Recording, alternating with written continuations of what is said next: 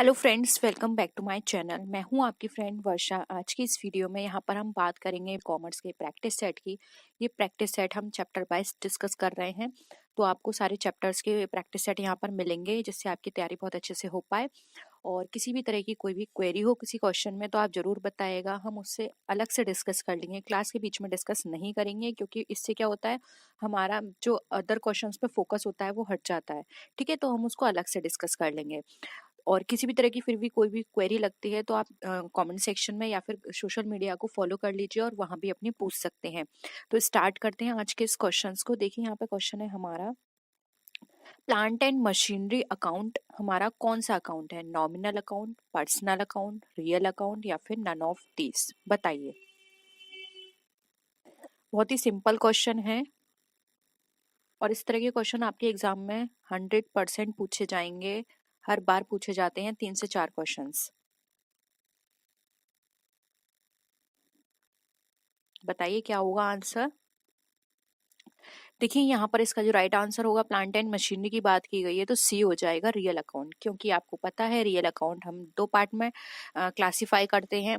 एक होता है रियल टेंजिबल, एक होता है रियल इनटेंजिबल। और आपको पता है प्लांट और मशीनरी दोनों ही टेंजिबल नेचर के हैं, तो ये हो जाएगा हमारा रियल टेंजिबल अकाउंट। ठीक है, अगर इसको डीप में पूछा जाए, यानी कि रियल अकाउंट ना देकर इन्होंने ये पूछ लिया रियल टेंजिबल है या इनटेंजिबल है, तो वो ये आपको और भी ज्यादा सिंपल हो जाएगा बताना। ठीक है, नेक्स्ट क्वेश्चन पर आइए। The left side of an account is called debit side, income side, credit side या फिर नन ऑफ दीज? किसी भी अकाउंट का लेफ्ट साइड हमारा क्या कहलाएगा?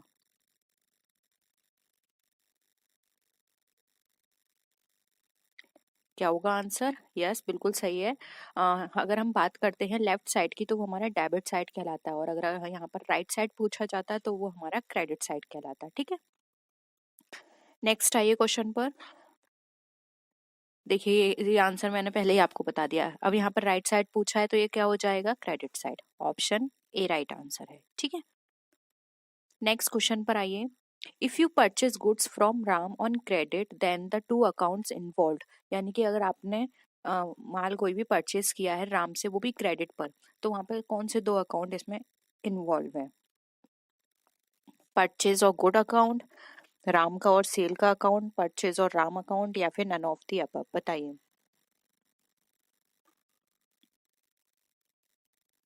एंट्री कर लीजिए, इससे आपको समझ में आ जाएगा कौन से दो अकाउंट ओपन हुए हैं। क्या हो जाएगा? सी ऑप्शन हो जाएगा, क्योंकि इसकी एंट्री क्या बनेगी? Purchase account debit to Ram account. अब राम यहाँ पे क्रेडिट, आपने परचेज किया है तो राम कौन हो गया? आपके लिए लेनदार हो गया, क्रेडिटर हो गया, वो आपसे माल लेगा।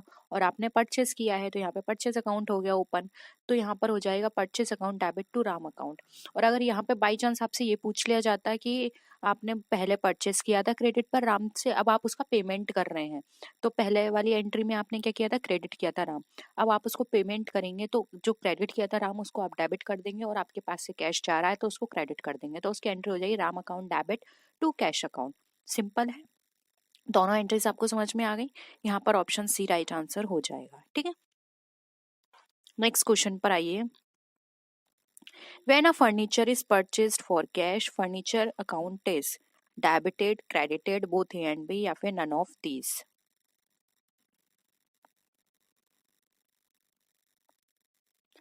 अब यहाँ पे कैश में फर्नीचर परचेज किया है तो अच्छे से करिएगा आंसर।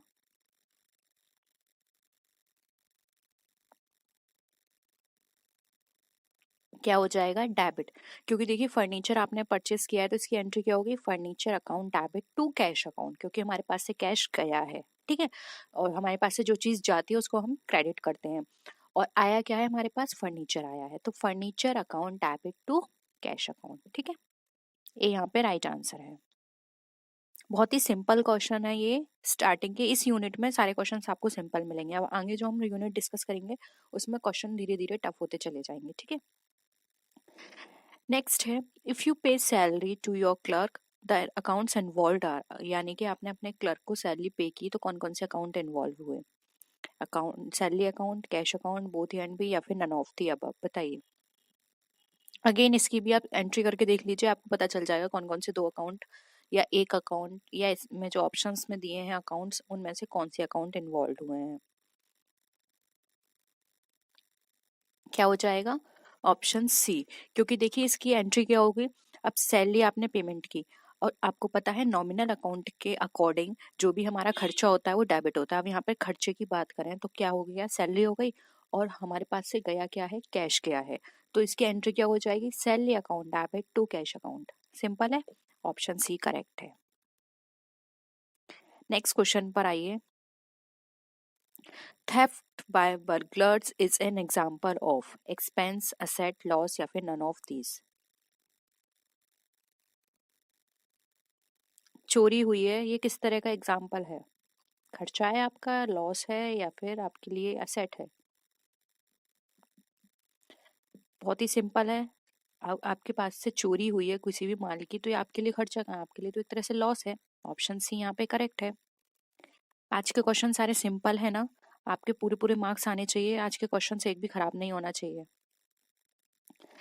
नेक्स्ट है acquiring trademark is an example हो, यानी कि आपने किसी ट्रेडमार्क को एक्वायर किया, वो आपके लिए क्या है, एक्सपेंस है, असेट है, लॉस है या फिर नन ऑफ दीज है। अगेन ये भी वेरी सिंपल क्वेश्चन है।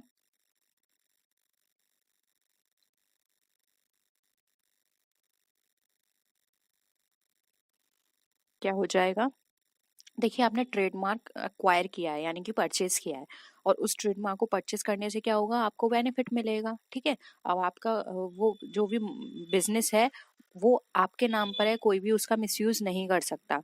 तो ये आपके लिए एक तरह से क्या हो गया, बताइए? ये आपके लिए यहाँ पर कहलाएगा असेट, आपके लिए असेट की तरह काम करेगा। ठीक है, तो ऑप्शन बी यहाँ पे राइट आंसर है। आपके लिए एक असेट है अब आपका ट्रेडमार्क, आपका प्रोडक्ट। अब जो भी प्रोडक्ट है या बिजनेस जो है उसको एक मार्क मिल गया है, अब आपका प्रोडक्ट की जो वैल्यू है वो भी बढ़ गई है। ठीक है, ऑप्शन बी यहाँ पे राइट आंसर हो जाएगा, असेट। नेक्स्ट क्वेश्चन देखिए, a set of accounts is called rules, account books, procedures, laser.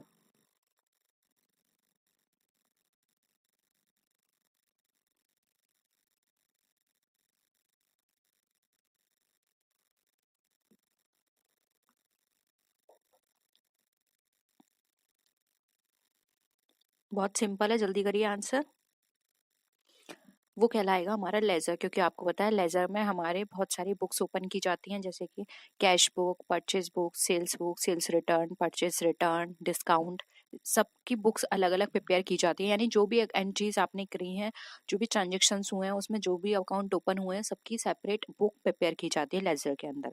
तो यहाँ पर क्या हो जाएगा, अ set of accounts is called laser. ठीक है, तो ऑप्शन बी यहाँ पे राइट सॉरी डी यहाँ पे राइट आंसर है। नेक्स्ट क्वेश्चन है, both journal and ledger are the important books used under. Journal और लेजर जो इम्पोर्टेंट बुक्स हैं वो किस में यूज की जाती है, double entry system, single entry system, accrual system या फिर नन ऑफ दीज।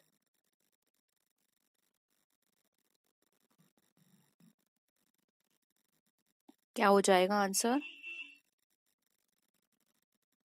देखिए यहाँ पर आप सबको पता है कि जब भी हम जर्नल लेजर की बात करते हैं और हम ये भी बात करते हैं, आपने इसके प्रिंसिपल्स भी पढ़े होंगे कि हमारे यहाँ हमारे अकाउंटिंग के अंदर डबल एंट्री सिस्टम फॉलो किया जाता है।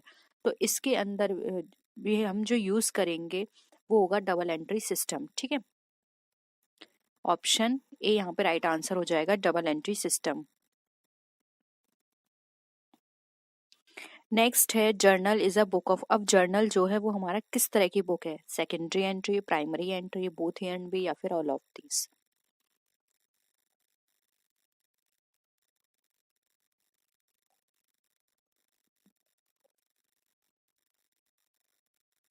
क्या होगा, देखिए जर्नल की बात करें तो जर्नल हमारे लिए क्या है, एक प्राइमरी एंट्री है, क्योंकि आप सबको पता है जब भी हम अकाउंटिंग की बात करते हैं, रिकॉर्डिंग की बात करते हैं, तो सबसे पहले हम अपने ट्रांजेक्शन्स जहाँ रिकॉर्ड करते हैं वो होता है जर्नल।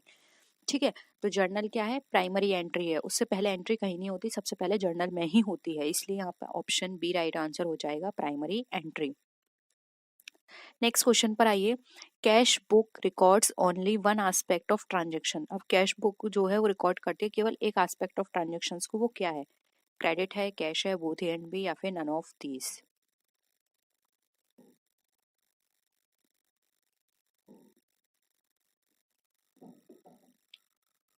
क्या हो जाएगा? ऑप्शन बी हो जाएगा कैश, क्योंकि देखिए कैश बुक में सिर्फ कैश के ट्रांजेक्शन्स होते हैं, आप सबको पता है। कोई भी ट्रांजेक्शन अगर हमारा क्रेडिट बेसिस पर है तो जिससे रिलेटेड वो ट्रांजेक्शन है वहाँ होगी। फॉर एग्जांपल क्रेडिट परचेज तो परचेज बुक में होगी, क्रेडिट सेल तो सेल में उसकी एंट्री होगी। इसीलिए यहाँ पर अगर हम कैश बुक की बात करें तो सिर्फ और सिर्फ कैश से रिलेटेड ट्रांजेक्शन ही हमारे कैश बुक में जाएंगे। ठीक है, नेक्स्ट क्वेश्चन है पेटी cash book is maintain by separate person is called, यानी कि जो पेटी कैश बुक है वो एक पर्सन द्वारा मेंटेन की जाती है, उस पर्सन को किस नाम से जाना जाता है? Manager, finance manager, petty cashier, या फिर नन ऑफ दीज?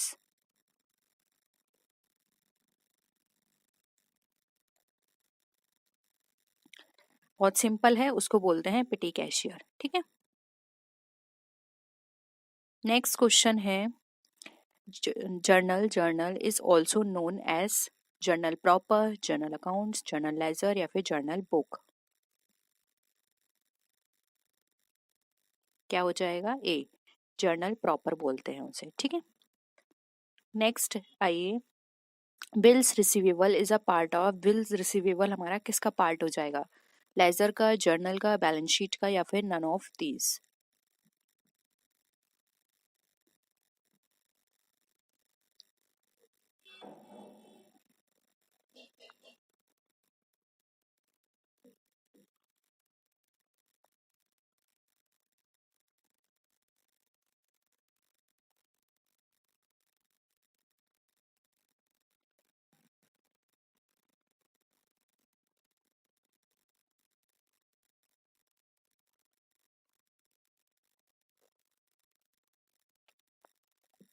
देखिए यहाँ पे ऑप्शन के अकॉर्डिंग बात करें, लेजर, जर्नल, बैलेंस शीट, या नन ऑफ दीज, तो राइट आंसर हो जाएगा डी, बिल रिसीवेबल हमारा इसमें से किसी का भी पार्ट नहीं है। आप मुझे कमेंट सेक्शन में बताइएगा ये किसका पार्ट है। ठीक है, नेक्स्ट आते हैं, preparation of trial balance helps in locating errors of commission, clerical error, errors of principle, none of these? बताइए क्या होगा इसका आंसर?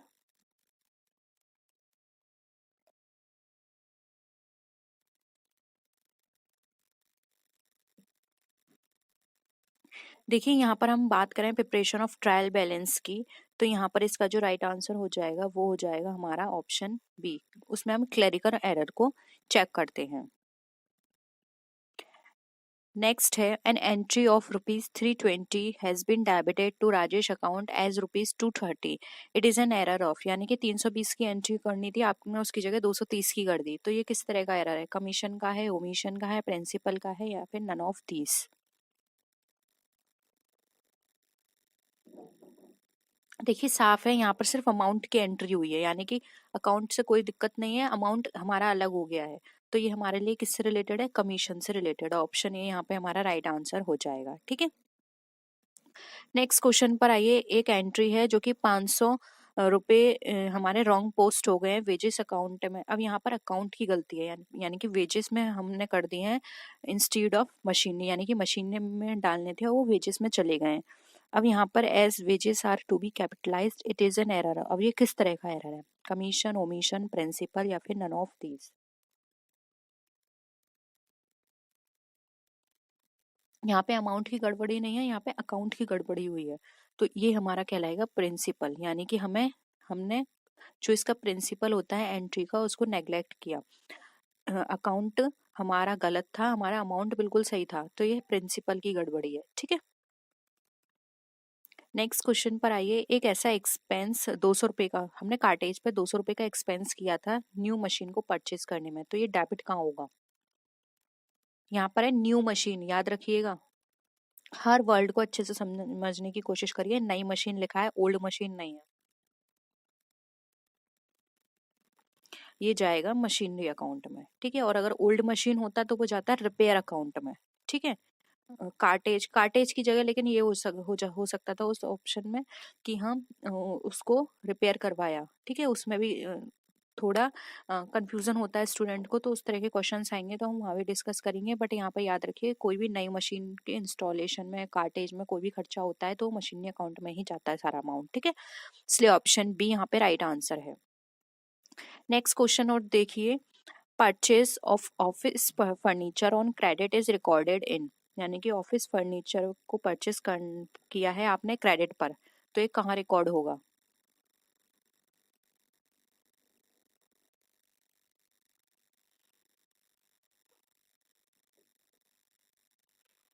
ये कहाँ रिकॉर्ड होगा?